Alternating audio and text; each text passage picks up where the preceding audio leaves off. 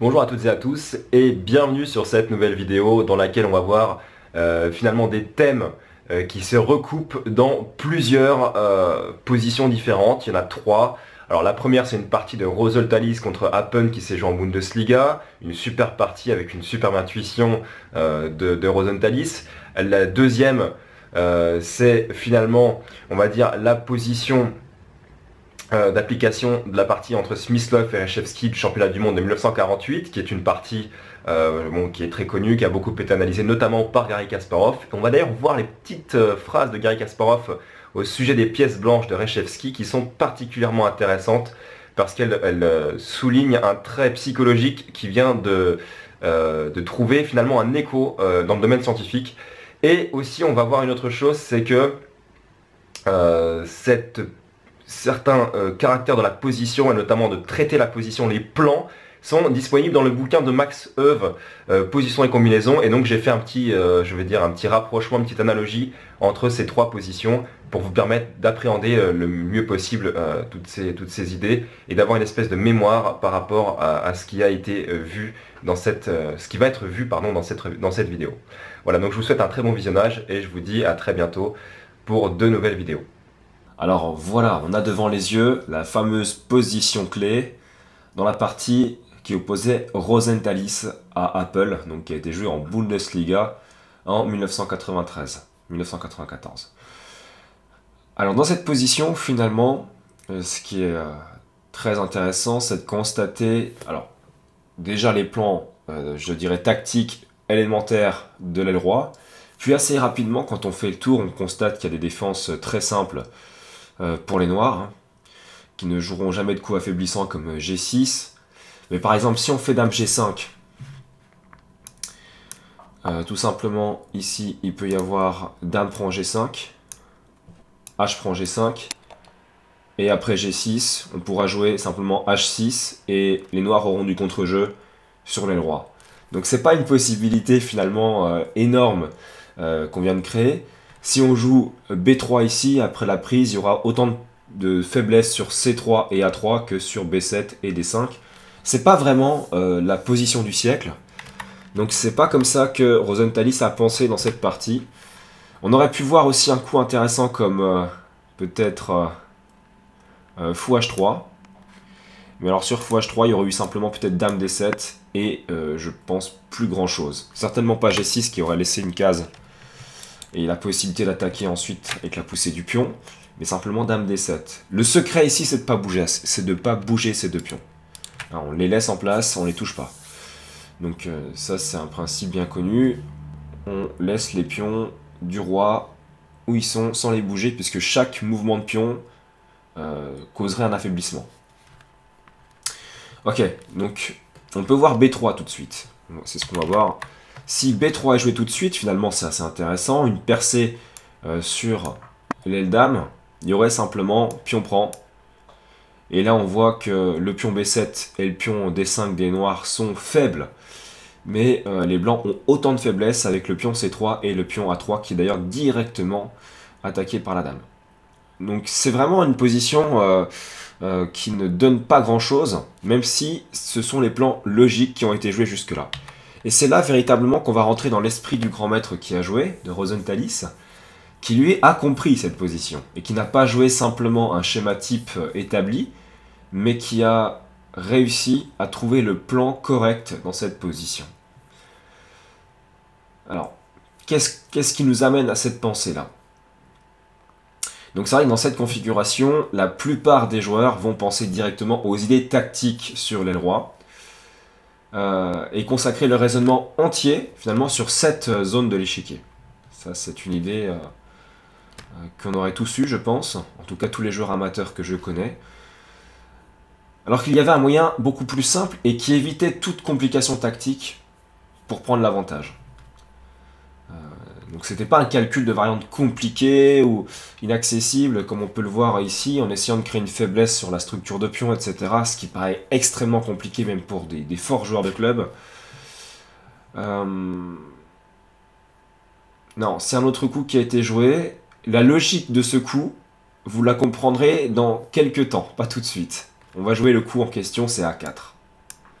Voilà, ceux qui en avaient trouvé A4, alors là vous êtes vraiment très très fort. On va expliquer pourquoi A4 est si fort justement. Donc A4, alors comme sur fou H3, la réponse noire c'est Dame D7 et Dame D1. Et déjà là, il y a une première idée qui nous vient, c'est qu'on pensait que la Dame était bien placée sur l'aile roi puisqu'il y avait peut-être des motifs tactiques qui pouvaient arriver. Rosenthalis lui a compris que non, qu'il n'y aurait rien, que de toute façon les noirs pouvaient défendre, donc il va changer de plan. Et on va voir à quel point c'est intéressant et ce qui l'a amené finalement à jouer ce coup. Donc ce qu'on peut dire ici, c'est que la Dame sera plus utile à attaquer à l'aile Dame qu'à tenter d'attaquer une défense solide à l'aile roi, logiquement. Donc ok, tour C8 est joué. Là ce sont plus des coups d'attente. A5, très fort coup. Parce que la cible c'est le pion B7. Et on va voir ce qui se passe justement après A5. Donc tour C F8, là les noirs ne font pas grand chose. Et après tour C F8, le coup c'est Dame A1. Et tout à coup, des idées apparaissent. Tout à coup, il y a des petites flèches vertes sur l'écran. Alors, quel est le but de ce coup Dame A1 et pourquoi a-t-il été joué? On verra ça un tout petit peu plus tard, cette idée de Dame A1. Donc, Dame E7. Et ici, finalement, c'est vraiment le moment le plus important dans cette manœuvre d'amener la Dame sur la Dame. En fait, l'idée, elle est vraiment lumineuse. Dame A3, donc c'est pas simplement une proposition d'échange de dames. Hein. Ok, il peut y avoir Dame prend, et il va y avoir Dame prend, qui est d'ailleurs une erreur. Mais l'idée, véritablement, c'est de jouer Dame C5, de jouer Dame D6, de contrôler les cases noires, de faire peut-être Tour 1 suivi de B3, pour percer cette fois-ci avec avantage sur la Dame. C'est vraiment des idées de ce type-là qui vont arriver. Et Dame A1, c'est le coup qui permet ça. Donc on voit que la Dame est beaucoup plus efficace à l'aile Dame qu'elle ne l'était à l'aile Roi. Rosenthalis, quand il a joué ce coup de Dame A1, de Dame A3, pardon, mais on y reviendra juste après, avait en mémoire une partie du championnat du monde entre Smyslov et Reshevsky qui avait été joué à la Haye Moscou en 1948. Et on va voir justement les similitudes qu'il avait pu faire rejoindre, enfin, les similitudes qu'il y avait dans son esprit, dans ces deux parties, dans celle de Reshevsky, Smyslov-Reshevsky, et dans cette partie-là qu'il jouait lui-même contre Apple. On verra ça juste après. Donc Dame prend A3, l'erreur, parce que ça ouvre la colonne B, tout simplement. Alors là, maintenant, on va voir un autre aspect très important du jeu, c'est que je vois beaucoup de joueurs qui débutent, qui commencent à apprendre le jeu, là, ils me diraient, Luc, on a un problème, parce que on a deux pions isolés sur la colonne A. Et là, je pense que je sourirais. Alors certes, il y a deux pions isolés sur la colonne A, oui. Sont-ils attaquables? Non. Ils sont sur case noire, le fou noir est sur case blanche. Donc ils sont inattaquables. Peuvent-ils être attaqués par les tours? Non, puisque la colonne A est fermée par le pion A7. Pas possibilité d'attaquer. Ni verticalement, ni horizontalement, parce qu'il y a le pion D4 qui contrôle la case C5, donc il n'y aura pas d'attaque de tour non plus ici. Pour l'attaquer, il faudrait faire tour C8, tour C6 et tour A6, ce qui laisserait largement le temps aux blancs de faire simplement tour B2 et tour prend B7 et tour prend A7. Donc les pions A, c'est pas grave qu'ils soient doublés puisqu'ils ont ouvert la colonne A et ils sont maintenant même le fer de lance de cette position puisque le pion A5 est très avancé. On va pouvoir percer grâce à lui en jouant au moment opportun A6. Et vous allez voir à quel point ce coup va être fort. Et si B6 est joué, on pourra même jouer A4, A5 pour attaquer le pion B6 et remenacer d'ouvrir la colonne. Et cette fois-ci, ça sera plus du tout possible de l'empêcher. On va prendre la suite de la partie, on verra tout ça plus tard. Tour D8. Tour B2, plan logique. Alors pourquoi tour D8? Pour protéger le pion en D5. Parce qu'il y a deux faiblesses chez Noir, il y a le pion B7 et il y a le pion D5. Il va falloir protéger ces deux faiblesses. Ok, tour C7, pour placer la tour sur la protection de B7 et placer la deuxième tour sur la 7ème rangée pour essayer de faire un petit rideau défensif sur la 7ème. Donc tour B5, hop là. Là, on a la première cible qui est touchée. Un petit coup d'épée dans le plastron. Donc tour D7, parce qu'il va y avoir tour B1 évidemment. On n'est pas pressé de jouer tour B1. Et c'est là, encore une fois, avec le prochain coup des blancs qu'on voit toute la vista de ce joueur qui est Rosenthalis et qui va comprendre parfaitement la position. Même si on peut pas tout calculer. On ne peut pas tout comprendre. C'est juste que là, il avait une inspiration, il était particulièrement bien dans sa partie. Et surtout, il avait déjà étudié des positions similaires, ce qui lui a permis de vraiment jouer à un très bon niveau sur cette partie. Roi F2. Il ne s'empresse pas de jouer tour B1, puisqu'il n'y a pas de nécessité. A6 ne donne rien, on aurait joué tour B6. Ce n'est pas un bon coup, ça nous aurait laissé des cases. On aurait pu ensuite, avec le roi monté, faire tour D6, tour prend, pion prend, et roi E5. On aurait eu des cases de pénétration avec le roi dans la position noire, ce qui ne peut pas être toléré ici. Donc G6, les noirs jouent ce qu'ils peuvent, roi E3. Voilà. Mais quelle est l'idée de roi E3? Est-ce que c'est l'idée de monter, de faire roi F4, de faire roi G5? Non, non, puisque les noirs peuvent jouer H6, et il n'y a plus rien. Et si on fait simplement H5, il y aura G5. Et tout sera fermé, le pion F5 est contrôlé et protégé par le fou. C'est vrai que ça fait une faiblesse de plus, mais c'est... Et si fou H3, il y aura simplement G4. Il n'y a pas de pénétration puisque les cases blanches et les cases noires sont contrôlées. Le pion ici protégerait ici, ça serait impossible de rentrer. D'accord? D'accord, donc en fait ce qui se passe c'est que on ne comprend pas à première vue l'intérêt de jouer le roi en E3. On aurait beaucoup plus logiquement joué la tour en B1. Et pourtant roi E3 c'est un coup fondamental. Pourquoi?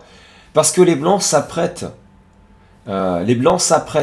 à faire des échanges et ils comprennent qu'à un moment donné, il y a un des pions qui va devoir prendre. D'accord? Et ce faisant, laissera une entrée pour le roi. Et donc le roi sera mieux situé en E3 qu'il ne le serait situé en G1 parce qu'il mettra moins de temps à se centraliser. On a le temps ensuite d'amener les manœuvres dans une position où les noirs se contentent ici de toute façon de défendre. Donc roi G7. Tour FB1, le coup totalement attendu, roi F7 et tour C5. Alors là, on va revoir cette idée de tour C5 dans une partie que j'ai analysée du livre Position et combinaison de Max Euwe, et dans laquelle il est simplement expliqué, comme on le verra un petit peu plus tard, que si on ne peut pas rentrer sur une colonne verticalement, on doit la contrôler horizontalement. Et ensuite se préparer justement à ouvrir le jeu au centre avec une poussée de pion la plupart du temps. On verra que là c'est un petit peu différent. C'est pas une poussée de pion au centre, ça va être une poussée de pion sur l'aile. Et on remerciera notre pion doublé en A5. Roi E7. Donc là, il n'y a pas vraiment de coup. Tour B, B5, ça y est, c'est fait. Voilà, ça, là, on est dans un plan humain, totalement. Et on voit que les grands maîtres jouent vraiment des plans humains. Ils n'ont pas de problème là-dessus, ils connaissent leur classique. Tour prend C5, puisqu'on ne peut plus lutter efficacement. Pour protéger des 5, pour protéger partout, on va vraiment manquer de coups, donc on fait tour prend. Et là, maintenant que la prise a eu lieu, non pas tour prend qui serait ridicule, qui garderait le jeu fermé, mais pion prend. Et là, je pense que je verrai encore mes petits débutants me dire « Mais Luc, c'est pas du tout un bon coup, D prend C5. Puisque non seulement tu fais un pion isolé sur E5, mais tu as deux paires de pions doublés isolés maintenant. » Mais vous avez rien compris. La vraie solution ici, c'est de regarder la position. Et comme dans quasiment toutes les parties, le problème que font les débutants, c'est qu'ils ne regardent pas l'ensemble. Ils regardent une partie de l'échiquier. Mais ce qui est intéressant, c'est justement de voir l'ensemble du jeu. Et c'est là qu'on comprend les plans et qu'on comprend que finalement, dans cette position, la prise du pion, c'est le meilleur coup. Parce que ça va permettre de rentrer avec le roi sur D4 et d'attaquer simplement le pion en D5 qui sera indéfendable. Roi D8, alors ici l'idée c'est de couvrir la brèche. Très souvent c'est un plan qui est joué. On veut faire simplement roi C7 qui va complètement patcher la position noire et on aura beaucoup de mal à rentrer. Et là, le coup magnifique, c'est A6. Boum. A6 pour empêcher donc roi C7. Alors, il peut prendre, bien évidemment qu'il peut prendre, mais ça ne serait pas un bon coup. Puisque la prise sur A6 n'offrirait réellement rien au noir. On pourrait rentrer dans la position avec la tour blanche. On pourrait faire roi D4. Bref, on aura une position très intéressante avec les blancs. Donc évidemment, c'est pas ce qu'a joué, Apple ici. Il a joué roi C8, donc simplement pour protéger. Il peut pas le faire en venant en C7 puisqu'il y aurait tour prend ou même pion prend. Donc il le fait en venant en C8. Et là maintenant, je vous demande de chercher le coup des Rosenthalis qui vraiment été particulièrement inspiré à ce moment-là et qui va trouver un coup de déviation mais aussi d'attaque puisque c'est le plan initial qui va simplement faire chavirer totalement la position noire. Donc le coup c'est tour B6. Donc tour B6 attaque le fou. Oui, ça donne une tour au passage, ça c'est pas très grave. Parce que sur pion prend, je vais vous mettre la variante que vous puissiez la voir. Il y a simplement A7 et le pion va à dame. Inarrêtable. Donc, évidemment, Apple l'a vu. Et il fait simplement fou G8 ici. Et après fou G8, que se passe-t-il? Alors tour F6. On menace, cette fois-ci clairement. Donc si pion prend, il y a tour prend qui peut arriver encore. Même si on peut le laisser, c'est pas grave ce pion, même s'il y en a un de plus. La colonne est bouchée par notre pion, la 3. Mais surtout, l'idée, c'est qu'on va faire roi D4 et qu'on va gagner le pion D5. Donc on va faire peut-être tour F8, tour D8, tour prend, roi D4 et on fera fou prend. Et on va simplement gagner cette partie assez facilement puisque on pourra toujours prendre en B7, on pourra toujours pousser les pions qui sont au centre, etc. Là, c'est complètement imparable, d'autant plus que si on regarde après roi D4, fou prend D5, le fou n'a même pas de case de fuite. Il est obligé de s'échanger contre le fou blanc. Donc on aura directement un roi sur D5. Donc une partie complètement gagnante. Ok, donc tour D8 pour empêcher tour F8, roi D4. Et là, après B prend A6, simplement tour D6. On laisse le pion A6, c'est pas gênant. Et là, ce qui va se passer, c'est qu'il va y avoir tour prend. On va reprendre. Et ensuite, on pourra faire fou prend. Et récupérer également le pion C4. Donc on va prendre peut-être avec le pion C. Faire fou prend D5. Et pousser les 3 pions. On aura 3 pions. Un là, un là, un là. Et on aura juste 3 pions passés liés. Le roi en appui. Pas de contre-jeu pour l'adversaire. Puisque certes il est de majorité. Mais qui va vite être perdu. Puisque le roi blanc pourra aller capturer le dernier pion. Donc il n'y a pas vraiment de possibilité de contre-jeu. Les noirs abandonnent, Apple abandonne. On va juste revenir sur quelques points qui sont hyper intéressants dans cette partie.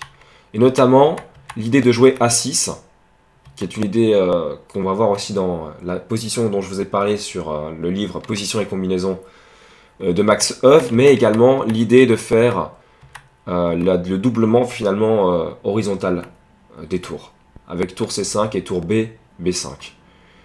Et donc ce sont deux plans extrêmement récurrents. Mais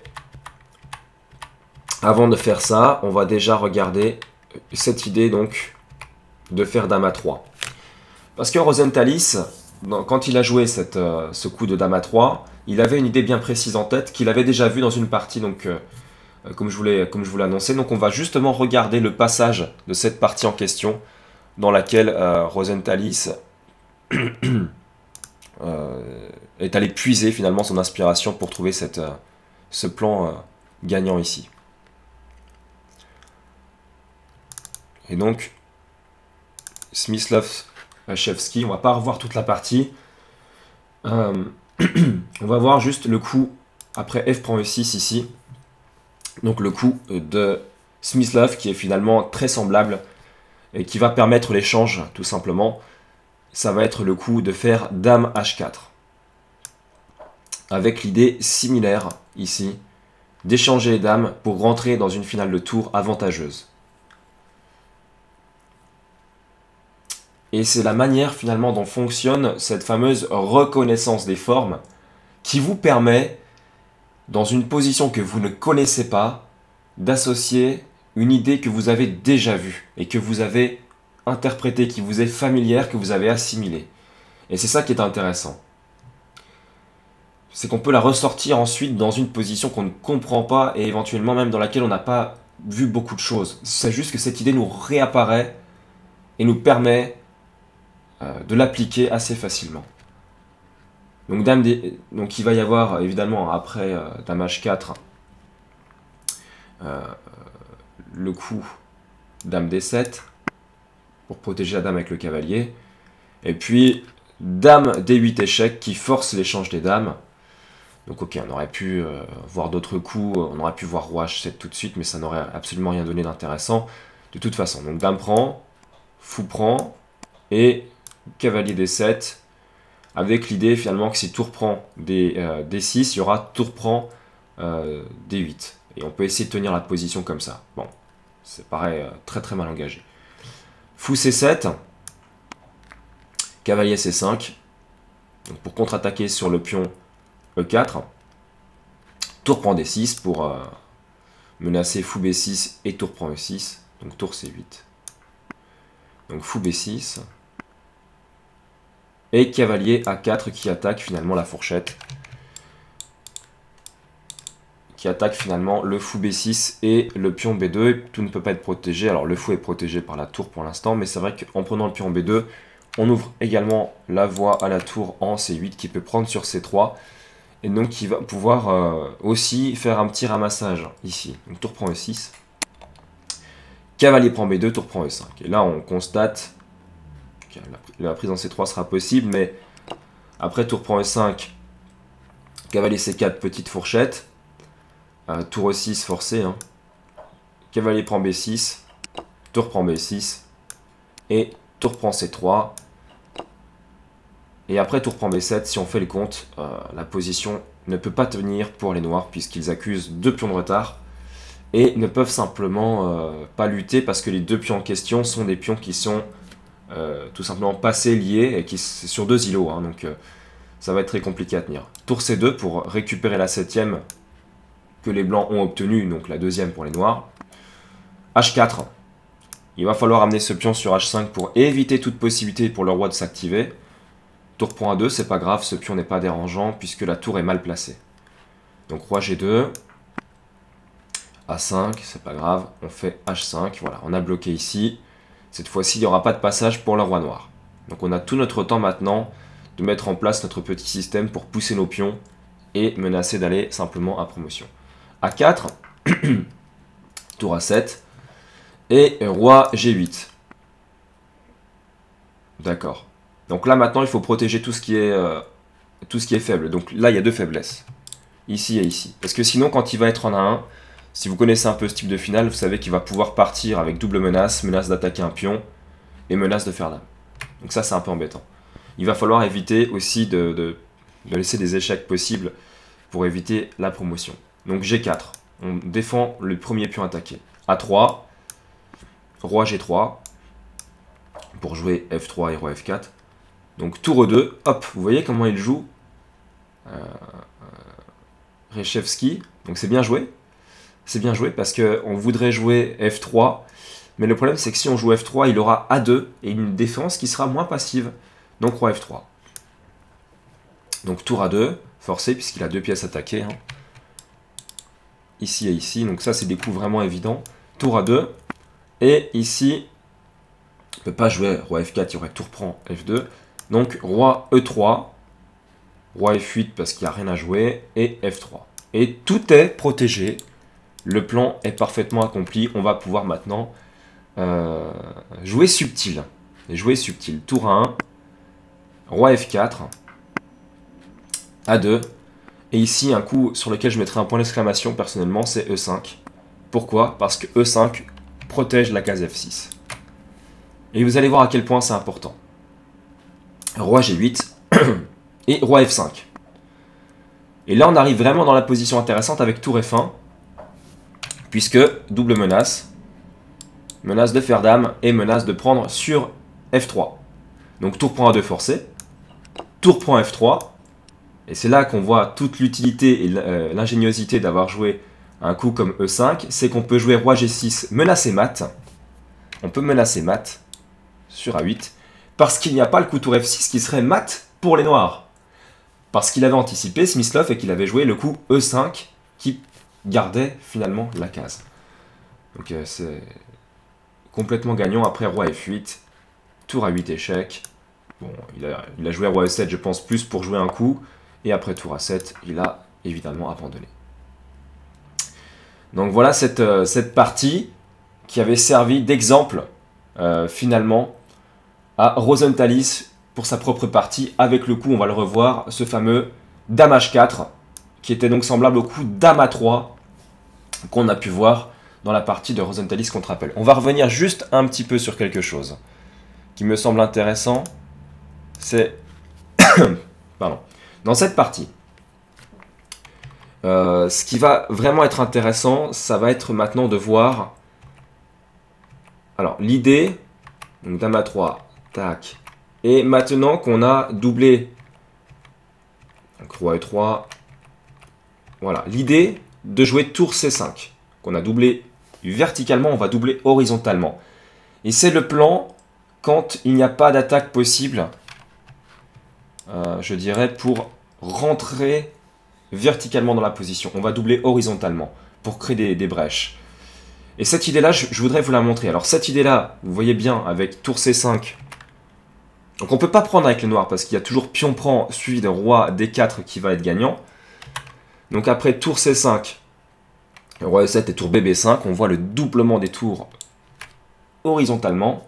C'est ça qui va vraiment être intéressant. Et la deuxième idée que je voudrais voir avec vous, c'est l'idée finalement de jouer A6. A6 pour casser une dernière fois la structure et empêcher finalement tout contre-jeu, toute défense même, tout blocage, tout patch, j'ai envie de dire, des noirs. Et donc A6, qui est un coup aussi très intéressant. Donc on va commencer justement par le doublement des tours, je dirais, horizontalement. Doublement des tours horizontal en tout cas. Et donc c'est un doublement qui est finalement assez symptomatique de ce type de position et qu'il faut connaître. Donc on va y aller avec ce fichier que je me suis permis de retranscrire et quelques idées finalement très semblables. Alors je vais déjà vous montrer une première variante dans laquelle il n'y aura pas cette idée-là et vous expliquer que finalement ça ne donne rien non plus. Et ensuite on reviendra dans une variante dans laquelle il y a cette idée-là et on va voir comment c'est exploité même si une défense appropriée est mise en place. Donc A4. Alors voilà, il y a deux possibilités. Hein. Pour les noirs, il y a la possibilité de faire pion prend A4. Alors pas tout de suite, hein, parce que si on fait pion prend A4 tout de suite, tour prend, suivi de tour 1, suivi de tour prend A6, évidemment. Mais l'idée, ça va être de faire roi D7, pion prend, et d'essayer de protéger le plus vite possible. C'est la première idée. Et la deuxième idée, ça va être de laisser, finalement, la prise. On va voir que ça va pas donner non plus de résultats satisfaisants, puisque les blancs vont pouvoir percer ailleurs. Donc roi D7. Quoi qu'il en soit, c'est le coup joué, c'est évident. Et là, on va voir donc tour A2. L'idée, c'est de doubler avant d'ouvrir. Ça, c'est symptomatique. On double avant d'ouvrir. Roi C7. Et maintenant, tour B A1, qui est le coup totalement logique parce qu'on veut ouvrir et capturer finalement un pion ou une tour ou peu importe. Donc roi B7 pour couvrir. Et là, finalement, les noirs disent aux blancs, bah écoute, c'est bien beau ton plan, mais moi, tu vois, je suis arrivé sur B7 et je couvre partout. Le seul problème, c'est qu'on va créer une deuxième menace. Vous savez qu'aux échecs, quand il y a une menace, donc là ici c'est d'ouvrir et de rentrer dans la colonne A, on va créer une deuxième menace avec simplement l'idée E4. Donc roi F3. On peut voir, on aurait pu voir A prend B4. Pardon, A prend B5, excusez-moi. A prend B5, tour A5 aussi. Avec l'idée que si tour prend A5, tour prend A5, roi B6, on peut jouer également roi F3. Et vous allez voir que ça sera sensiblement pareil. Mais en tout cas, le plan de gain sera très proche. Donc roi F3 tout de suite. F6, donc pour faire un rideau défensif ici et empêcher le roi blanc de rentrer. Et on va voir que ça donne pas forcément grand chose. Et que peut-être la meilleure défense, mais comme on la verra tout à l'heure, c'était de faire B prend A4. On verra ça juste après. Donc F6. Après F6, le prochain coup, c'est donc de jouer E4. Et tour HD8 qui est le coup donné ici, qui est le meilleur coup probablement, parce que voilà, on veut pouvoir reprendre tranquillement avec la tour s'il y a prise sur D5. Alors évidemment, on va faire comment? Eh bien, on va faire tout simplement A prend B5, on va tout échanger. On va prendre ici et on va monter avec le roi, vous allez voir, il y a une manœuvre assez subtile pour monter et rentrer dans le camp des noirs. Donc roi prend A8, E prend D5, donc prise forcée, et roi F4. Ok, ça c'est l'idée, c'est de venir sur F5, sur E6, et d'aller capturer tous les pions d'un côté ou de l'autre. Donc ici G6 pour offrir un nouveau rideau défensif, et après G6, on va jouer le coup G4, pour menacer de faire G5, et pour pouvoir donc dévier ce pion, ou le forcer à pousser. Et ce pion, il sera pas très bien à pousser parce qu'il y aura roi E5. D'accord? Ok, donc ici H6. Donc maintenant le contrôle est appliqué par les deux pions F6 et H6 qui aiment à contrôler la case G5. On va jouer H4. Et après roi B7, on va jouer H5. Et finalement le roi va rentrer. Parce que si G5 échec, il y a tout simplement roi F5 et on va capturer les pions. A noter quand même une grossière erreur, c'est que le pion serait triste pour ses collègues de jouer G5, puisqu'il y aurait simplement F prend, H prend et H5, et là cette fois-ci ce serait les noirs qui auraient peut-être même un avantage. On va, parce qu'ils ont un pion passé, en plus sur la colonne H.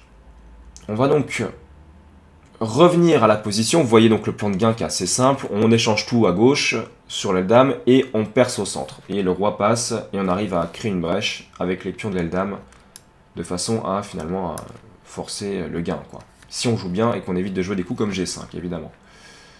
Ok, donc on va revenir dans la partie. A4, roi D7, ça c'est totalement logique. Et après tour A2, on gagne le temps et on fait B prend A4. Donc tour prend A4 et roi C7 avec l'idée toute simple de dire, bah écoute, c'est très bien, tu veux m'attaquer 2 fois sur la colonne A, mais moi je vais protéger.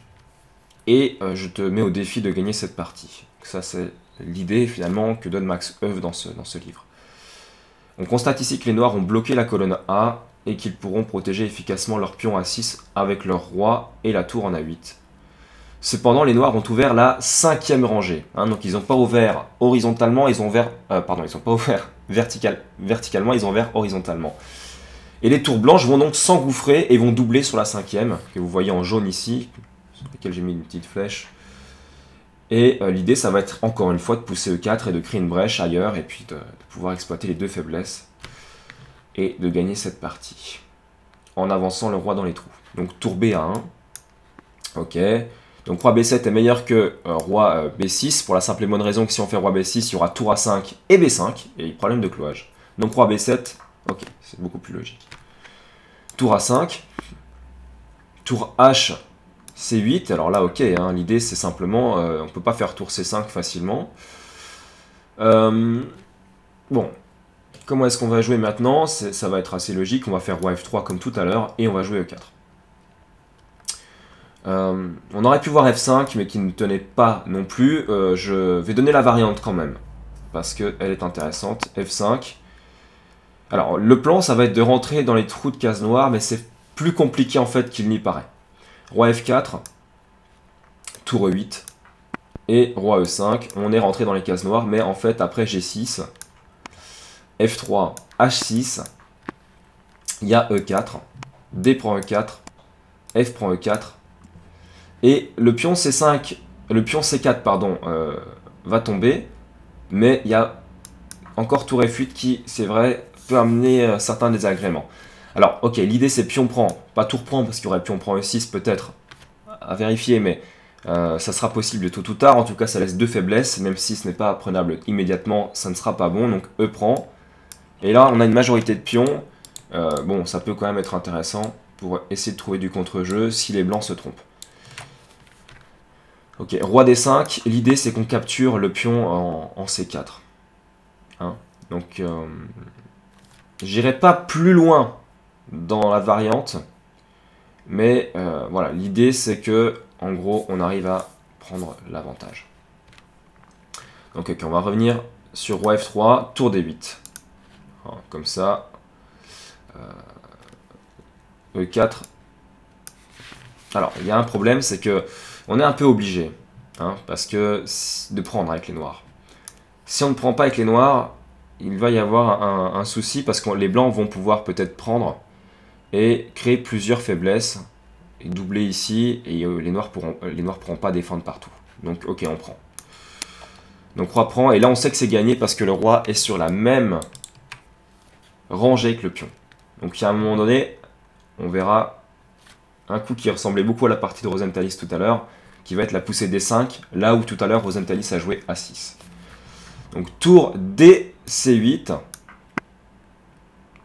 tour E5, donc on ne coulisse pas sur C mais sur E. Et donc là cette fois-ci, le coup joué c'est sur E5, pardon, donc c'est roi B6. Ou tour C6 même, qui est meilleur. Tour C6, l'idée c'est quoi? L'idée c'est qu'on va protéger le pion E6. On peut se permettre de jouer tour C6 puisque maintenant il n'y a plus B5. Hein. Il n'y a plus les deux tours qui menacent de capturer la tour A8. Il n'y a plus de clouage sur le pion A6. Donc tour C, ok, on défend. Et l'idée c'est qu'on pourra jouer F6, on pourra essayer de bétonner la position avec les noirs. Bien évidemment, c'est sans prendre en compte l'idée justement de la poussée dévastatrice ici. Donc tour A, A5. On a doublé horizontalement, exactement comme dans la partie de Rosenthalis tout à l'heure. Donc tour A, C8. Et maintenant, le coup qui tue, je vais quand même vous laisser chercher un petit peu ce coup-là. Donc qu'est-ce qu'on fait? Est-ce qu'on fait tour C5? Est-ce qu'on fait autre chose? Est-ce qu'on pousse sur B5? Est-ce qu'on pousse sur D5? Qu'est-ce qu'on fait?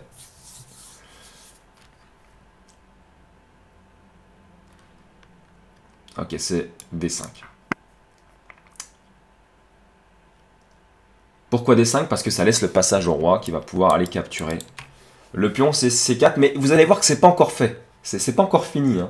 Il y a encore des possibilités de défense. Donc prise. Ok. Tour A prend. Comme ça, il n'y a pas d'échec, il n'y a pas de problème. On peut essayer de doubler. Tour D7 suivi de tour E7. Et on gagne parce qu'il y aura roi D4 et roi prend C4. D'accord? On va rentrer dans une finale gagnante. Donc tour C6, C7. D'accord? Roi D4. Et là, cette fois-ci, il y a un vrai souci. Parce que la menace, c'est tour C5 suivi de roi prend C4. Alors les noirs ont une astuce. Terrible. Roi B6. Et l'idée, c'est que maintenant, si on fait tour C5, il y a un petit piège. Tour prend. Tour prend. Tour prend. Pion prend forcé. Et là, roi C6. Alors, je ne vais pas rentrer dans la variante. Elle est longue. Elle fait... j'ai analysé 42 coups, pour être précis. Donc là, on est né au 16e coup. Donc ça fait encore beaucoup trop de coups. Alors, je vais vous la faire défiler pour que vous puissiez voir qu'il n'y a pas du tout moyen, en fait, de gagner cette partie, qu'elle est nulle. Et encore, les blancs doivent jouer correctement. Roi prend C4. Donc là, ok, A5. On empêche le roi blanc de venir sur la case B4. Et la partie s'annule avec, on peut voir F3, G5, G3, donc là c'est des coups un peu bêtes, hein, F4, G4, roi D4, H6, donc un coup d'attente, roi C4, H5, comme ça tout est en place, ok ça c'est bon. Roi D4, et ici roi D7, et en fait case correspondante, dès que le roi blanc viendra sur C4, il faut pouvoir venir sur C6, et ça sera complètement égal. Si le roi avance, attention à lui de ne pas avancer trop vite, parce qu'il y a le pion 1 qui va pouvoir aller à dame. Donc ok, roi D5, roi C7, évident. Roi C4. Et on retombe avec roi C6. On empêche le roi de venir sur B5. Alors, les blancs, s'ils veulent essayer de gagner, doivent jouer roi B3. Roi prend C5. Roi A4. Et on va voir que c'est une partie complètement nulle. Roi C4. Roi prend A5. Roi prend C3. C'est nul. Hein. Roi D3. Roi C5. Roi E3. Roi D5. Roi F3 donc, et roi E6. Alors bon, roi E6, roi E5, peu importe. Roi G2, première prise, Et ici, roi G5. Et vous allez voir pourquoi c'est nul. Roi prend G3, F5. Donc on pousse, les deux poussent les pions, ok. Et en fait l'idée c'est que regardez un peu comme c'est magique, comme c'est magnifique, dame F4 échec. Hein. Roi G2, et quel est le coup qui donne la nulle tout de suite à votre avis? Ici, il y a un coup qui fait nul immédiatement. Dame E4 échec. Ok, le roi part peu importe où, dame prend dame, roi prend, suivi de roi prend sur G4. J'avais dit que c'était nul. Donc ok, on va reprendre cette partie. Après roi B6, effectivement, on se rend compte que l'idée de faire tour C5 ne marche pas tout de suite. Il faut préparer ce coup. Donc F4.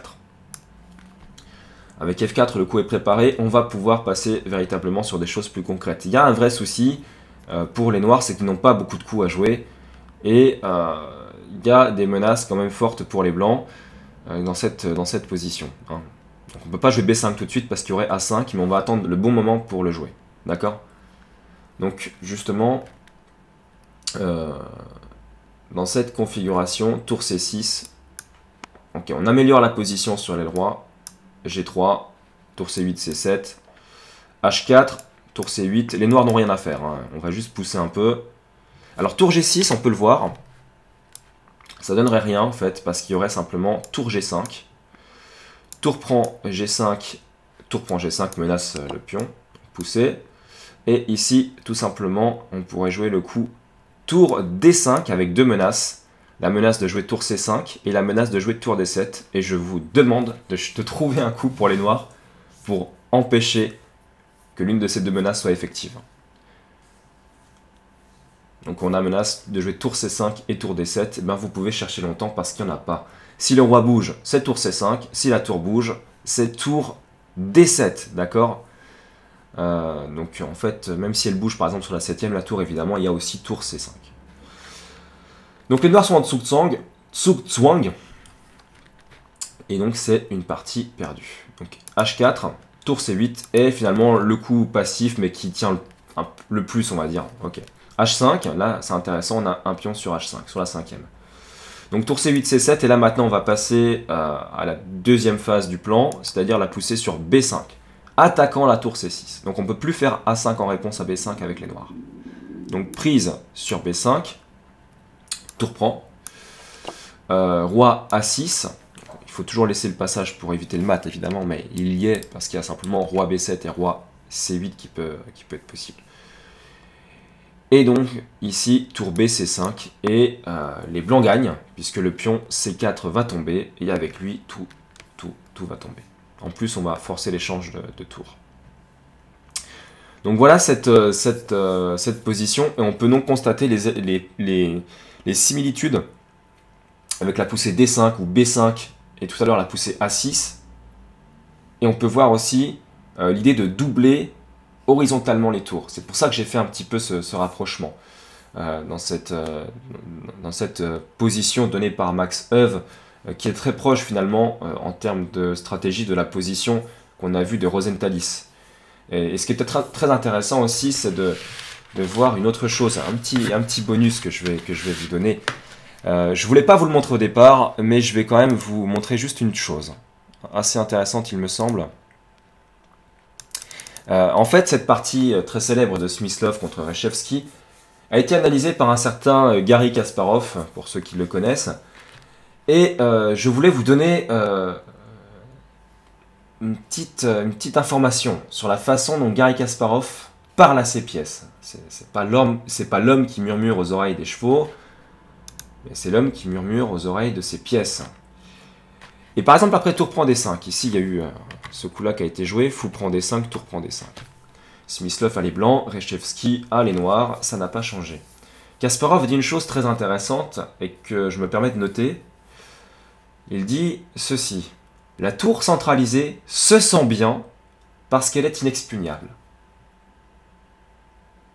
Je répète juste cette phrase-là. La tour centralisée, donc en D5, se sent bien parce qu'elle est inexpugnable. Ça rejoindra un propos qu'on tiendra un peu plus tard sur cette chaîne YouTube, mais qui est qu'en fait, on a découvert assez récemment que que pour avoir une bonne réflexion, il faut avoir de l'émotion. Et c'est tout à fait ce que donne Kasparov dans cette phrase à sa tour. La tour a de l'émotion. La tour, là, elle se sent bien, elle rayonne, elle sait qu'elle a la colonne, elle se sent bien, elle ne peut pas être délogée. Et en fait, on va se rendre compte que pour son processus de réflexion, à Garry Kasparov comme à d'autres grands maîtres, eh bien, il va réfléchir de cette façon, comme si la tour était un personnage qu'il connaissait, un ami, et qu'il va essayer de placer exactement comme dans la vie réelle, finalement. Et c'est tout à fait intéressant de voir cette analogie, parce que c'est une analogie, finalement, qui va lui permettre de réfléchir beaucoup plus loin à la position et de comprendre beaucoup mieux toutes les petites subtilités de la position. Enfin, c'est ce qu'on a découvert, notamment pour la prise de décision, c'est extrêmement important. On reviendra dessus un peu plus tard, mais remarquez quand même et appréciez la parole de Garry Kasparov qui nous explique que la tour centralisée se sent bien, et non pas que le joueur, Smyslov en l'occurrence, se sent bien d'avoir cette tour centralisée. Non, non, non, c'est la tour qui se sent bien, parce qu'elle sait que là, elle a du jeu. Ça, c'est très intéressant. La pièce a une personnalité propre et des sensations. On va aller un petit peu plus loin dans la partie. Et on va voir autre chose. Le F5 cavalier F8. Donc je ne vais pas reprendre les coups qui sont... la partie a déjà été dûment commentée. Voilà. Et ici, roi H8 a été joué par Reshevsky. Et Kasparov nous gratifie de ce commentaire. C'est-à-dire qu'après Dame G4, si roi F8 avait été joué maintenant... Selon Kasparov, donc, le roi noir ne se sentirait pas à l'aise de l'autre côté à cause de fou B6, cette variante ici. Alors on va juste voir les quelques coups qu'il donne, tour 8 et H4. Et manque d'activité pour les pièces, le cavalier ne peut plus bouger, enfin on n'est pas bien. Et donc le roi ne se sent pas à l'aise. C'est ça qui est assez intéressant et que je voulais souligner, puisqu'on va travailler beaucoup plus en profondeur les échecs que je n'ai fait jusqu'à maintenant, et on va découvrir des choses absolument fabuleuses que j'ai découvertes également avec quelques livres que j'ai achetés dernièrement sur le jeu d'échecs et qui m'ont permis de faire un bond en avant monumental et qui, j'espère, vous permettront à vous aussi de progresser davantage. Et avec des connaissances qui sont extrêmement intéressantes et qui vont définitivement vous faire passer un cap. Voilà. Donc on verra tout ça plus tard. Moi, je vais vous laisser un petit peu ingurgiter ces 45 minutes de vidéo, un peu plus même. Et je vais vous dire donc à très bientôt pour de nouvelles vidéos. Je me permets de vous quémander un petit don pour ceux qui veulent faire avancer cette chaîne. Pour ceux qui ont apprécié cette vidéo et qui apprécieraient en voir d'autres. Et puis, pour celles et ceux qui ont apprécié cette chaîne et qui ne sont pas encore abonnés, je vous invite fortement à vous abonner parce que vraiment, je vais essayer de travailler. Bon, je ne pourrai pas mettre des vidéos extrêmement régulièrement, mais de temps en temps, des petites vidéos longues comme ça, un peu travaillées, qui vont vous permettre peut-être d'appréhender d'autres thèmes, etc., qui peuvent être intéressants dans vos parties en compétition, quel que soit, j'ai envie de dire, votre niveau, puisque vous mettrez plus ou moins de temps à lire cette vidéo, mais ça sera adapté pour tout le monde. Et puis, écoutez, n'hésitez pas non plus à laisser un pouce vers le haut, et puis je vous dis à très bientôt, et je vous souhaite de rapides progrès, et de vivre de merveilleuses aventures sur l'échiquier.